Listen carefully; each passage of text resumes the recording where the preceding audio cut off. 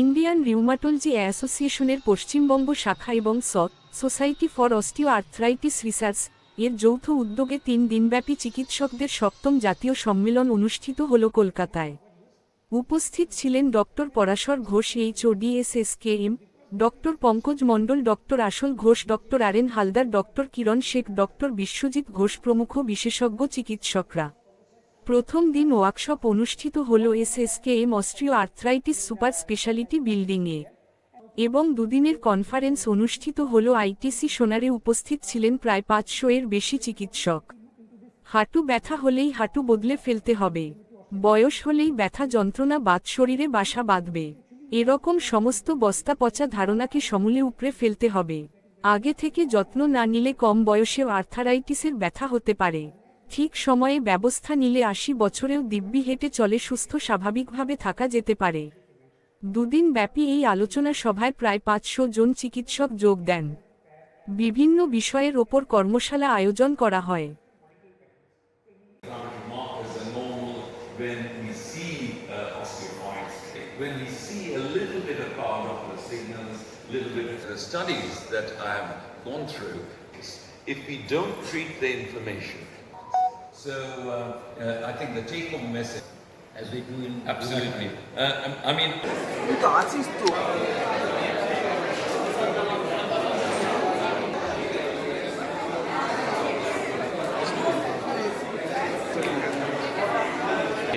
সেই বিষয় নিয়ে কিছু একটা তত্ত্বাবধান জারি এই সম্মেলনটা শুধু ডাক্তারদের নিয়ে নয়, ডাক্তার এবং বিজ্ঞানীদের নিয়ে, যারা অস্টিওআর্থ্রাইটিস বিষয়ে গবেষণা করছেন, রোগীর চিকিৎসা করছেন। অস্টিওআর্থ্রাইটিস হচ্ছে সবথেকে কমন অসুখ। এই অসুখটা নিয়ে বেশিরভাগ লোক ভাবে এটার কোনো চিকিৎসা নেই, এটা হলে জীবনের বেশিরভাগটাই শেষ হয়ে গেল। আমরা সেই ধারণাটা পাল্টে দিতে চলেছি। আমরা বোঝাচ্ছি যে অস্টিওআর্থ্রাইটিসের চিকিৎসা আছে, শুধু তাই নয়, অপারেশন না করে চিকিৎসা দেওয়া সম্ভব। আর অপারেশন করছেন আপনি কোথায়? কিন্তু অস্টিওআর্থ্রাইটিস তো পিঠেও হয়, হাতেও হয়, সেগুলো কী হবে? তাহলে অপারেশনটা ছাড়া ভাবতে শুরু করুন। আমরা ভাবাচ্ছি জনগণকে, ডাক্তারদের, বিজ্ঞানীদের, এবং সেই বিজ্ঞানীদের এবং ডাক্তারদের জাতীয় সম্মেলন আজকে কলকাতাতে হচ্ছে। গতকাল থেকে শুরু হয়েছে 3 দিনের সম্মেলন। এটা কলকাতায় এই প্রথমবার হচ্ছে। এতে বিদেশ থেকেও 4 জন বিজ্ঞানী অংশগ্রহণ করেছেন। তারা আমাদেরকে তাদের যে গবেষণা অস্টিওআর্থ্রাইটিস নিয়ে সেগুলো বলছেন সবাইকে।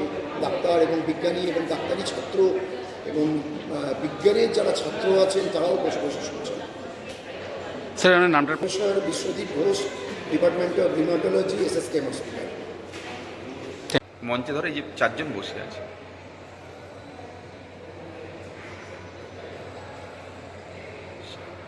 আট, 9, 10।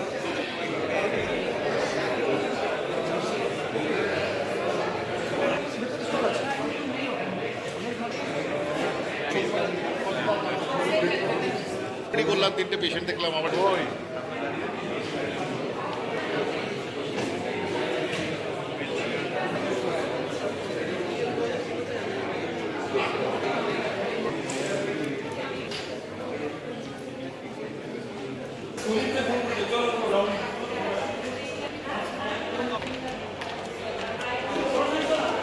Inflammation may be increased with transient.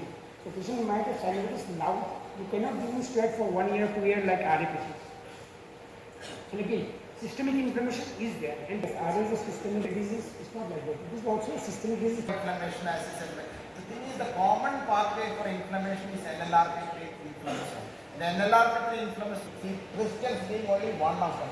Physiologically, the most important activator of ROS is actually now mitochondrial monoamine oxidase B, which is also how the CPPD pathogenesis occurs.